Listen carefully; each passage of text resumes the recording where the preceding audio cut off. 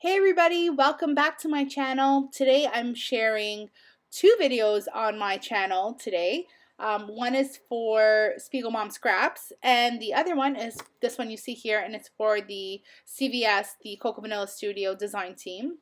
So the collection that I'm using is More Than Words, which is my absolute fave at the moment, and every time Zoe creates something, I say it's my favorite. She keeps outdoing herself and I keep calling things my fave, so whatevs. So here's a cut file I cut with my Silhouette Cameo from Paper Issues, and that's free in their shop if you want to go and check it out.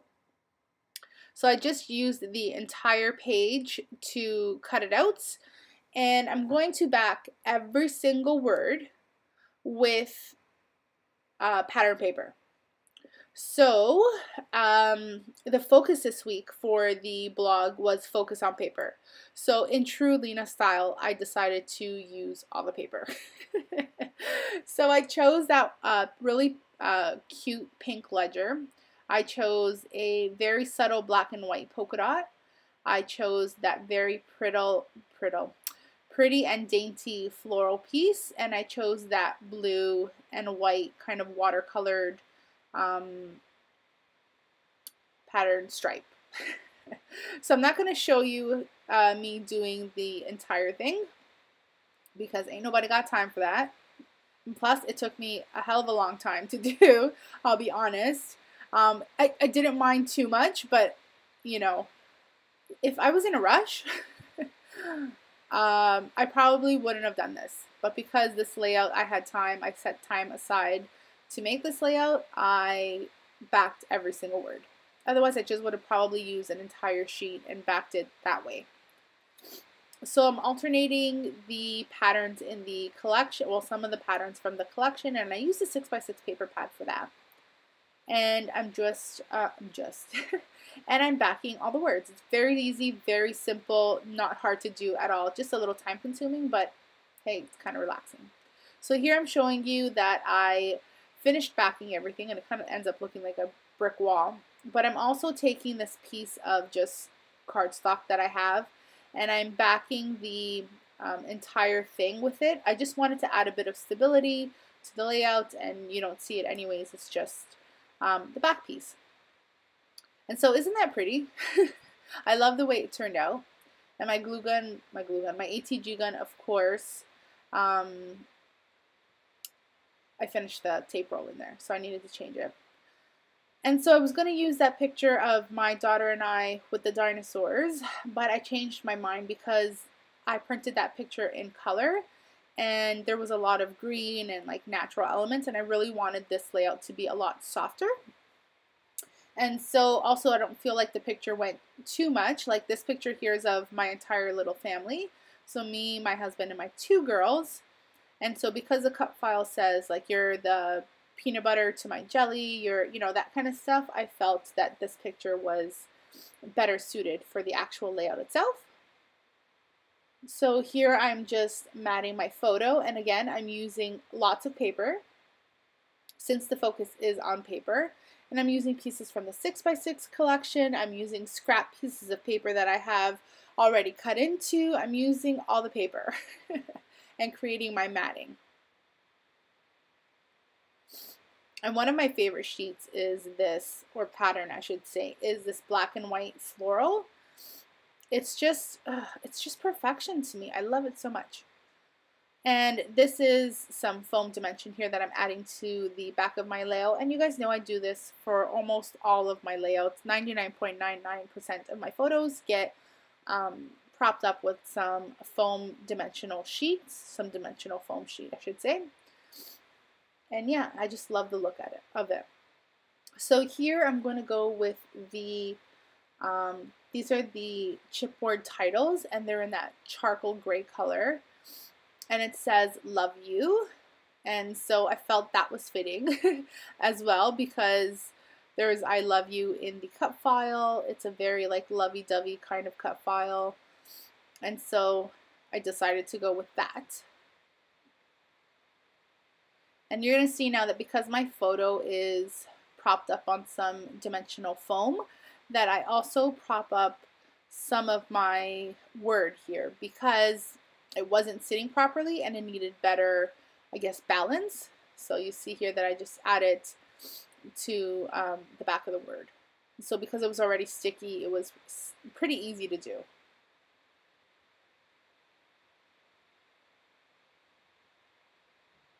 Right? I just cut tiny little pieces of foam, stuck it on there, and called it done.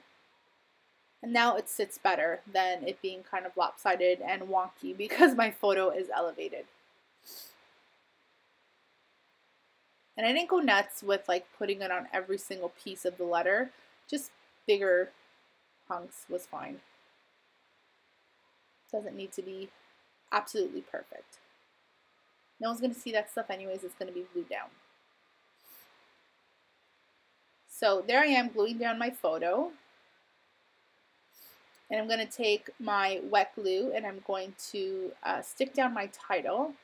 And so because my photo is a bit on a bit of an angle, I want to make sure that my words are as well. So I don't know if you guys noticed, but I put my photos on an angle, kind of wonky most of the time.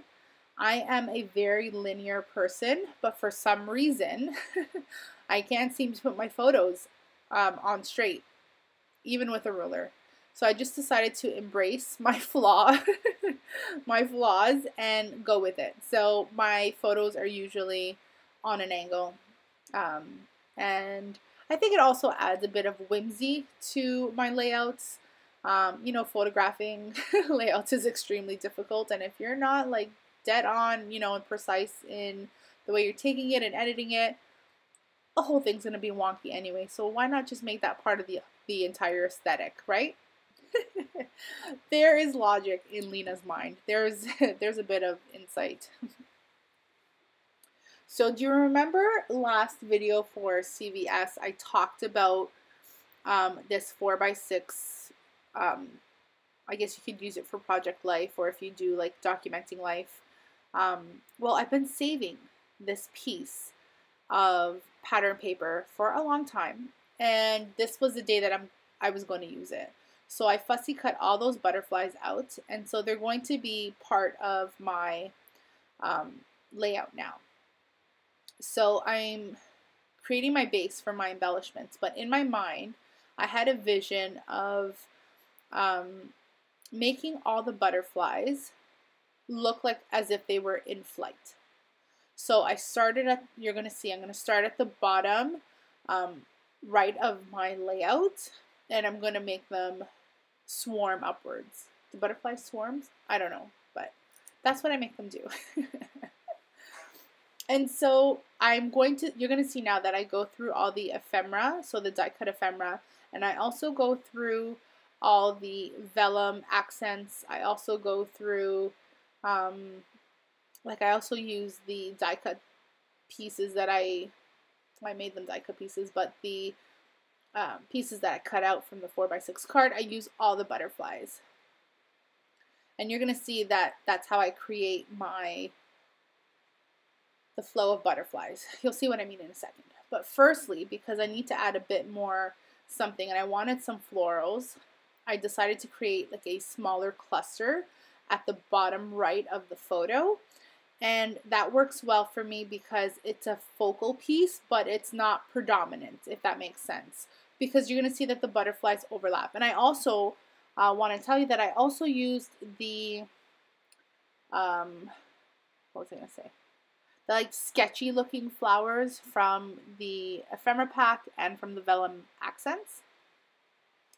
And so everything is like a cohesive kind of, you know, it has a flow. So here I am, I'm starting to stick my butterflies down, and I'm only adhering them down in the center of the butterfly because I want that dimension and I don't want them to be so stiff looking. And so you'll see in the stills at the end of the video that the butterflies actually look like they have movement, that they are actually flying because they're not totally stuck down. Their centers are stuck down, but their wings are actually sticking up. So here I am. I've put aside all the pink and white and yellow butterflies from the die cut pack, and now I'm just going through the vellum.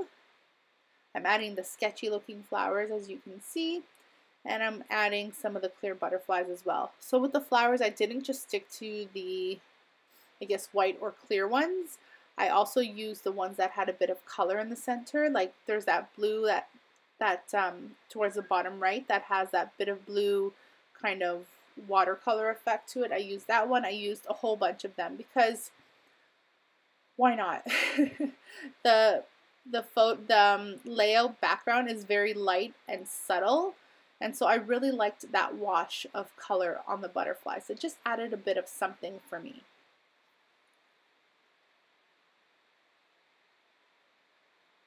So I'm just building on that. I'm just adding butterflies where I feel like they need to go. I don't have really a rhyme or reason as to why I'm sticking things in a particular place or why I decide to put a butterfly in a specific area or place. I'm just kind of going with it and adding them where I feel they need to go. There's no rhyme or reason to my madness, people. It's very just natural and flowy. My craziness does not have rhyme. So I'm also going to use the hearts, well, some of the hearts from the chipboard titles, and I really love using that open heart, and that's because the cut file has a heart on it, and I just felt like it worked so well. Like the cut file and those charcoal hearts were meant to be, like they were meant to go together.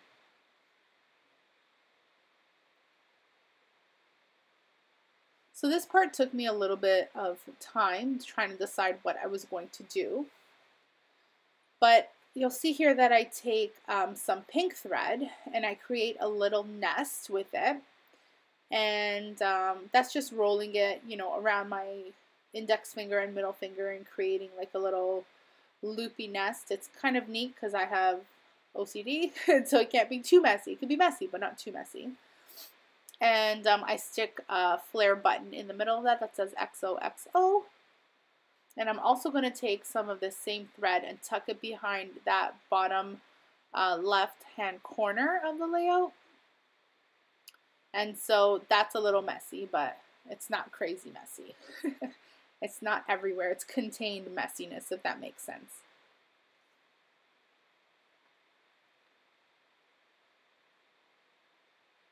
So now I'm also going to take some of the little tiny hearts that are on the chipboard accents sheet. So I'm taking like the light blue ones, I'm taking the patterned blue ones, I'm taking some of the pink ones, and I'm dispersing those around the layout as well.